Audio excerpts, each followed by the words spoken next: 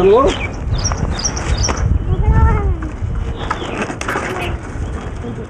प्रणाम बाबा जी। बेटे नमस्ते बेटे, क्या हाल है? बस बढ़िया। कैसे हैं आप?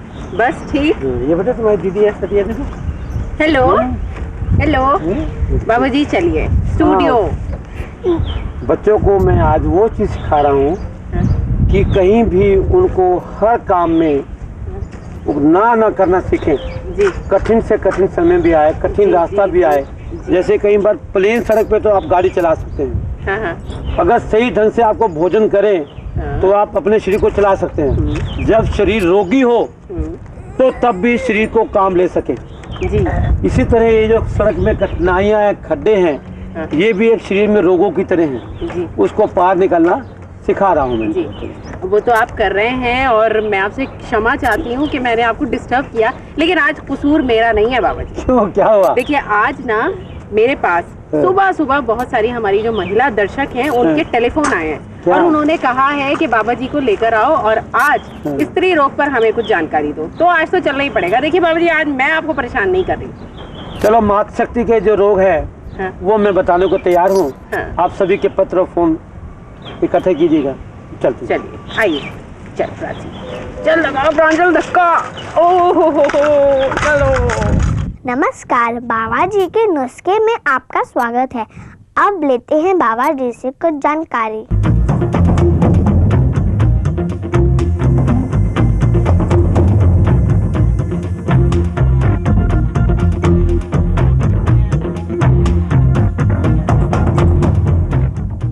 नमस्कार, आज एक बार फिर हम आपका स्वागत करते हैं बाबा जी के नुस्खे कार्यक्रम में।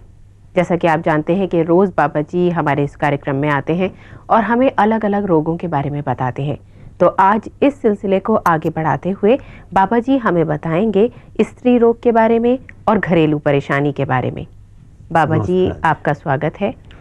सबसे पहले मैं आपसे ये जानना चाहूँगी कि स्त्री रोग क्या होते हैं? कौन कौन से स्त्री रोग हैं जिनसे लोग परेशान रहते हैं? इसी जाति में छोटी बच्ची से लेकर युवा महिला, पूर्ण महिला तक आ जाते हैं। कुछ रोग जो आज से कुछ दशक पूर्व एक पूर्ण महिला को आते थे, आज वो छोटी सी अनब्याही बच्ची को भी आ रहे हैं। उसमें है मासिक धर्म का अनियमित होना, लकोरिया जिसको आप वाइट डिस्चार्ज कहते हैं, जोड़ों में दर्द, सिर में दर्द, तनाव, परेशानी, पेट का फूलना, कूल्हे का फूलना। उसके अलावा गुस्सा है, पति पत्नी में नोकझोंक भी है, घरेलू में आ जाता है जी। इसके अलावा जो एक और रोग है वो है बांझपन, पुष्प में नापसंदता या मनचाही संतान का पाना, या सौंदर्य रोग भी आते हैं उसमें। अभी आपने स्त्री रोग में गुस्सा, तनाव और परेशानी भी गिनवाए हैं, लेकिन बाबा जी गुस्सा, तनाव और परेशानी तो मुझे लगता है बाकी रोगों को लेकर आते होंगे, और ये जो बीमारी है ये ज़बरदस्ती अपने ऊपर थोपी हुई नहीं होती है? नहीं, थोपी हुई भी नहीं है, हमारे वातावरण का फर्क होता है जी। जिस वातावरण में बच्चा पलता है उसमें बड़ा होता है, आगे जाके विवाहित होने पर भी वो वही हालात होती हैं। अगर उस बच्ची की घर में वही कलह क्लेश है तो वो बच्चा भी आगे जाके वैसा ही कार्य करेगा। कुछ दशक पूर्व जब संयुक्त परिवार होते थे, सब मिलजुल कर रहते थे, उसमें तनाव, गुस्सा वगैरह कम होता था क्योंकि काम का बोझ कम हो जाता था।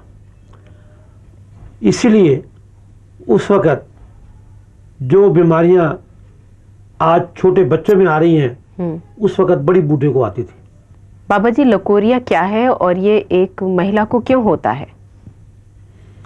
देखिए, प्रश्न आपने अच्छा किया है।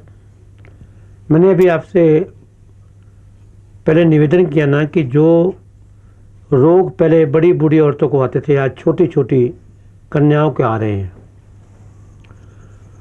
सबसे पहले है हमारे भोजन का संतुलित ना होना, सात्विक ना होना, शाकाहारी ना होना, फास्ट फूड ज़्यादा खाना, ठंडे पेय ज़्यादा खाना, तनाव में रहना, काफ़ी चाय का अधिक प्रयोग करना, ये उसमें बहुत बड़ा सहायक है।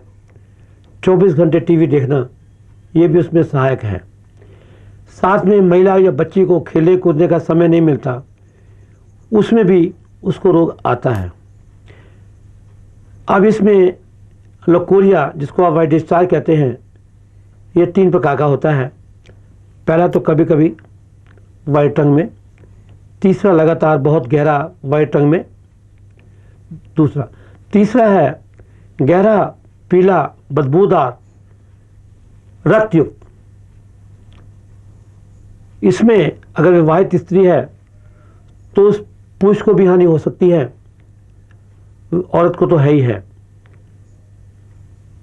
अच्छा, फिर इससे बचाव क्या है, इसका इलाज क्या है, दवाई क्या है? सबसे उत्तम है जो चीज़ें मैंने अभी आपको बताई हैं उसको दूर करें, खुश रहें, ऐसा भोजन ना करें जो आपको हानि करे।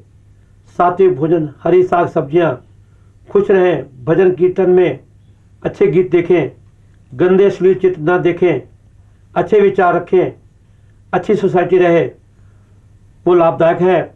गंदी जगह पे जाए नहीं, गंदी जगह पे बाथरूम नहीं करें।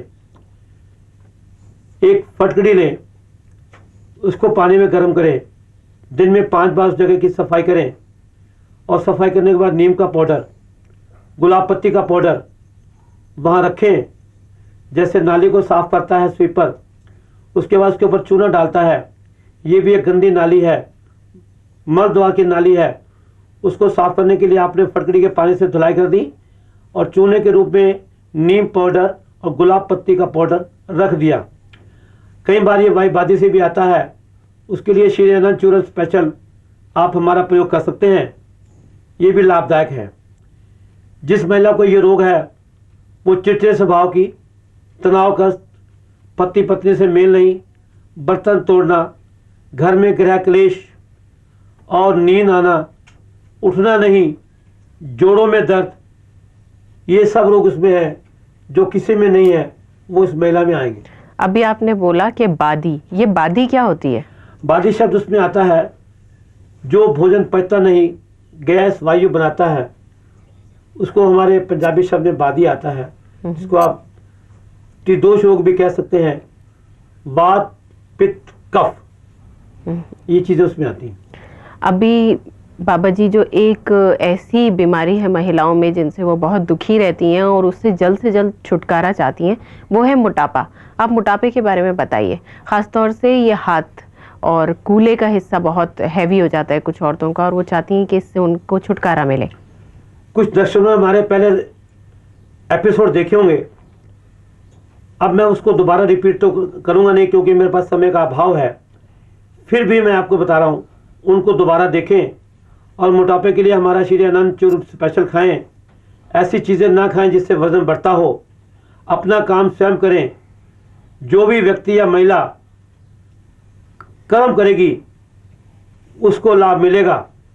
थोड़ा शरीर में मसाज करें रामबाण तेल से, त्रिफला चूर्ण खा सकते हैं, हर्बल देसी चाय यूज़ कर सकते हैं, हरी साग सब्जियां खा सकते हैं, गोभी, अरबी, भिंडी, देश से बचने वाला भोजन, मांसाहारी भोजन प्रयोग नहीं करें, ये आपको लाभदायक है। बाबा जी, कुछ महिलाओं को मासिक धर्म में बड़ी परेशानी होती है और उनकी जो तारीख होती है वो भी आगे पीछे हो जाती है, तो इसके क्या कारण होते हैं? अभी आपने ये मासिक धर्म आने का या रुकने का जो प्रश्न है पूरा नहीं लिया। क्यों कि मासिक धर्म जो कब शुरू होता है, कैसे बंद होता है, इसके अलग अलग कारण हैं।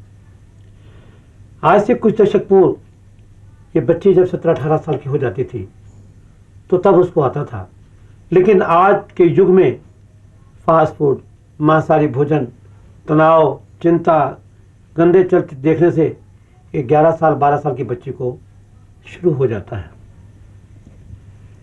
इसी प्रकार तनाव चिंता में रहने से ये अनियमित विधि हो जाता है। फिर कई बार जब एमसी देर सवेर आता है तो बच्ची को असहाय पीड़ा होती है। उसके लिए श्री अनंत निरोग चूर्ण का प्रयोग करें। सेहत अनुसार उसमें वो चीज सही हो जाएगी।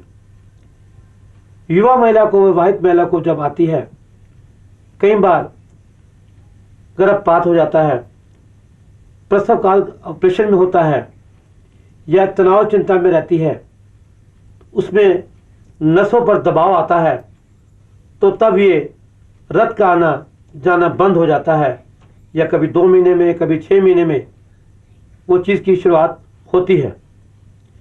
इसी प्रकार अगर कोई महिला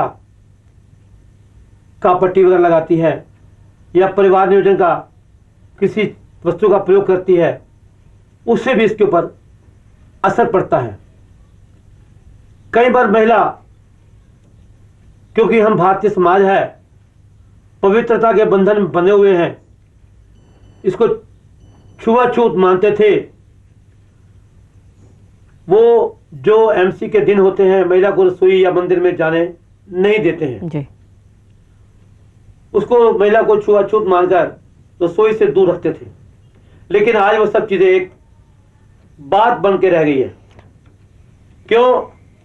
कि एकल परिवार होने की वजह से घर में दूसरी कौन सी महिला है जो रसोई में जाए, इसलिए छुआछूत खत्म हो गई है। पहले वहां गंदे कपड़ों का प्रयोग होता था, आजकल वो चीज नैपकिन भी साफ स्वच्छ आ गई है। तो उससे, स्वच्छता से वहां यौन रोग होने का खतरा कम हो जाता है। अच्छा, ये बताइए बांझपन क्या है? बांझपन कुछ तो मालिक की देन के अनुसार होता है, वो हमारे अपने कर्मों का फल होता है। किसी के अपने कर्म है, दूसरे के अपने कर्म है। हम जब किसी की बद्दुआ लेते हैं तो उसकी बद्दुआ हमारे को संतानहीन करती है। अगर हम दुआएं लेते हैं तो वो महिला को पुत्रवती भी बनाता है, अच्छी योग्य संतान भी उसको दुआएं से मिलती हैं। बांझपन का दूसरा कारण है गर्भपात का होना, या हर वक्त तनाव चिंता में रहना, कोई चोट लगना, क्योंकि कुदरत ने ऐसा कोई पेड़ पौधा नहीं बनाया जिस पर फल या फूल नहीं लगता है। इसी प्रकार पशु पक्षियों में भी मुझे आज तक ऐसा जीव जंतु नहीं मिला जो संतान पैदा ना करता हो। तो मनुष्य ने क्या कर्म किए हैं कि कुदरत ने उसको बांझपन बनाया है। ये बांझपन भी हमारी अपनी देन है। अगर चोट वोट से या ट्यूब बंद होने से कोई ऐसी शिकायत है तो उसका उपचार आयुर्वेदिक में है। उसमें भाप भी है, श्री अनंत रामबाण तेल भी है, श्री अनंत चूर्ण भी है, श्री अनंत शक्ति वर्धक चूर्ण भी है, मसाज भी है, भाप भी है। खुश रहे, प्रफुल्लित रहे, भक्ति भाव में रहे, सादा भोजन करें, उसमें लाभ मिलेगा। लेकिन इसके लिए कोई औषधि वगैरह बताइए, कोई तरीका बताइए। देखिए, ऐसा है, इस वक्त मैं लाखों करोड़ों जनता के सामने बैठा हूं। कोई माता पिता के साथ बैठा है, कोई भाई बहन बैठा है, कोई छोटे बच्चियां बैठी हैं। जिसको ये समस्या है, कृपया अपने पूर्ण डाटों के साथ फोटो सहित अपना जवाबी पत्र लिखें।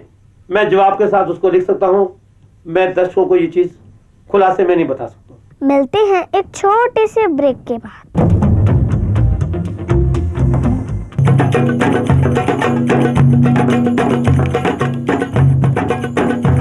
नारियां पुरुषों की शोभा श्रृंगार को बढ़ाए, हाथों व पांवों को सुंदर व स्वाग में 4 चांद लगाए, सुंदर एवं नवियों में सदा बहार लाए, प्राकृतिक की अनमोल अमूल्य देन व उपहार, श्री अनंत हर्बल हिना स्पेशल मेहंदी।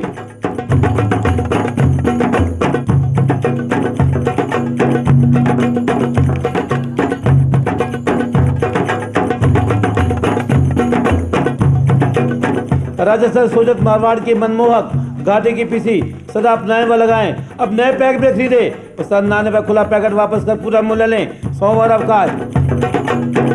संपर्क करें 011-2702-3597 2710-594। SMS करें 32303113। कुरियर द्वारा प्राप्त करें। प्रदीप कुमार भूटानी, श्री चंद्र धार्मिक वस्तु भंडार, 32 बड़े पास, मेन बाजार, रानी बाग चौक, शुकुर बस्ती, दिल्ली 34।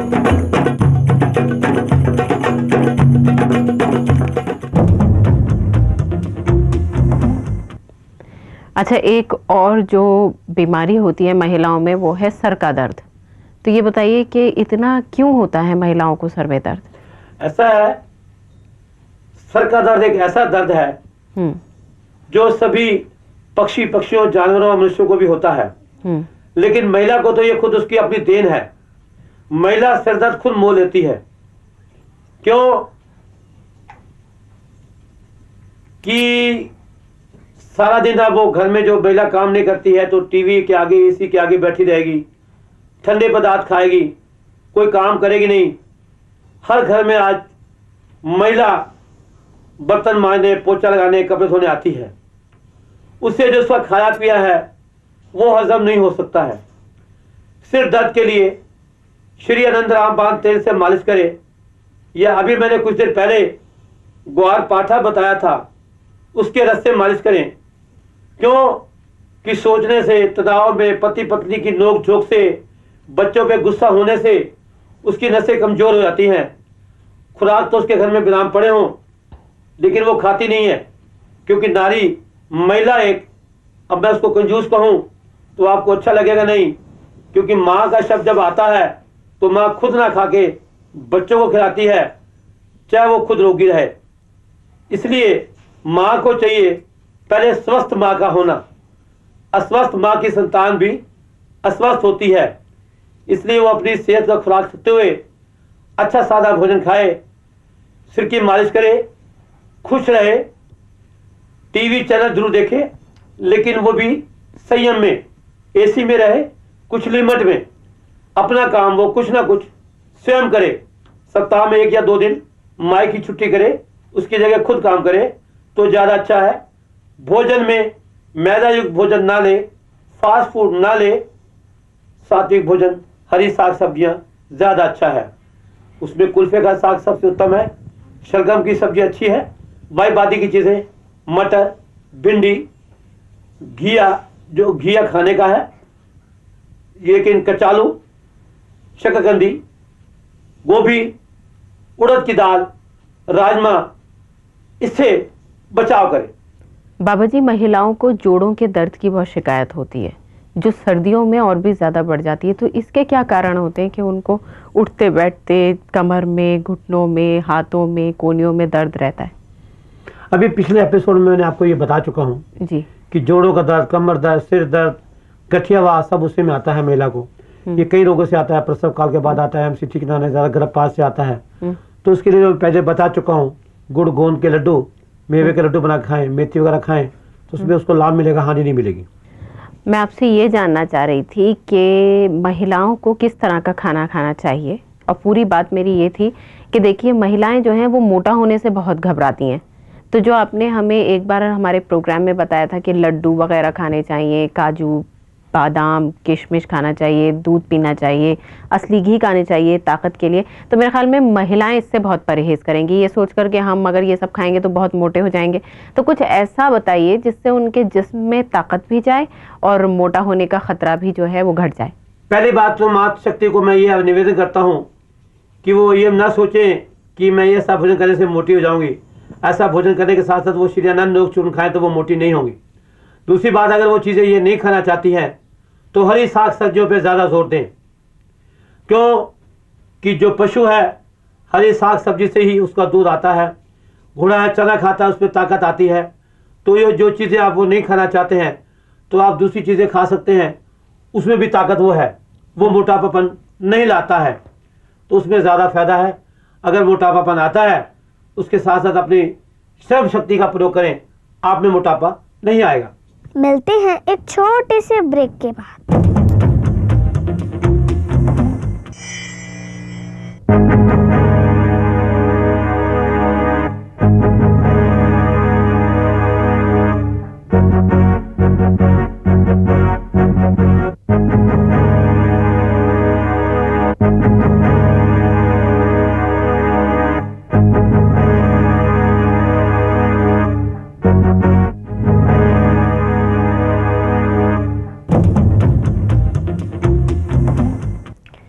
बाबा जी, मैं आपसे ये जानना चाहती हूँ कि हमारा जो समाज है वहाँ पे जो एक घर में माँ होती है वो तब तक खाना नहीं खाती जब तक घर के सारे लोग घर में ना आ जाएं, चाहे रात के 12 क्यों ना बज जाएं, वो खाली पेट बैठी रहती हैं।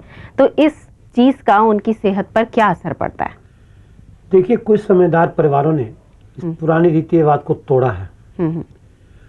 कुछ जो बाकी लकीर के फकीर रह गए हैं, मेरी उनसे यही बेनती है, अपने शरीर को स्वस्थ रखने के लिए पुरानी लकीरों को तोड़ें जी, नई रीति अपनाएं।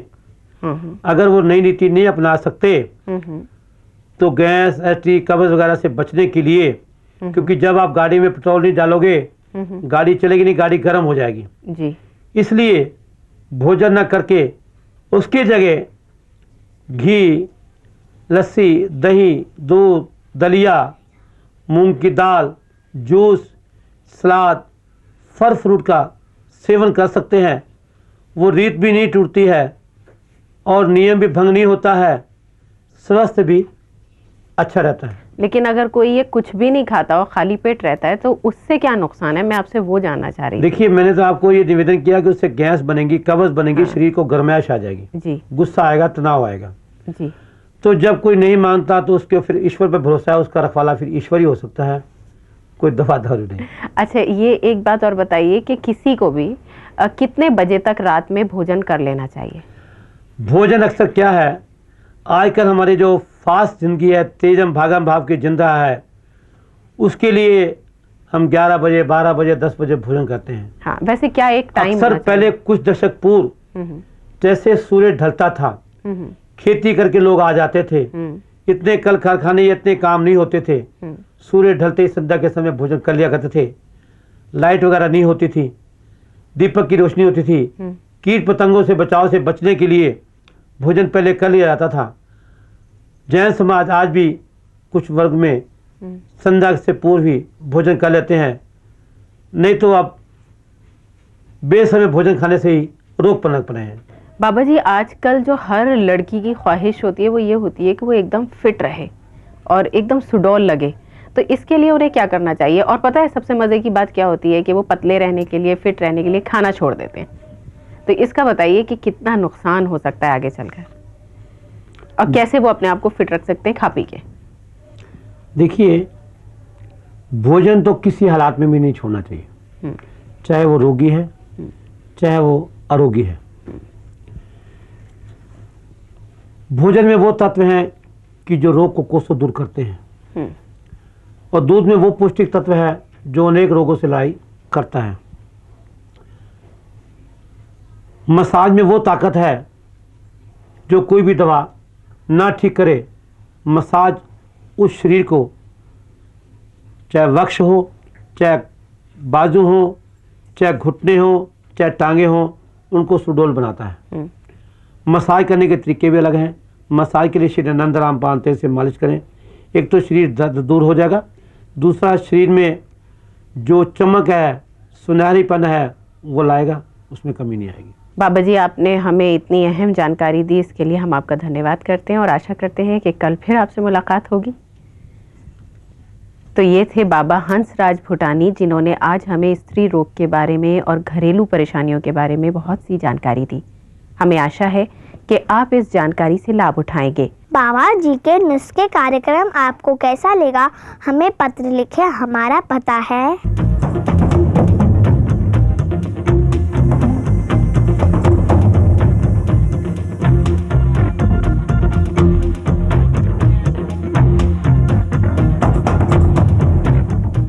कल फिर हम इसी समय बाबा जी से कोई और रोगों के बारे में जानेंगे।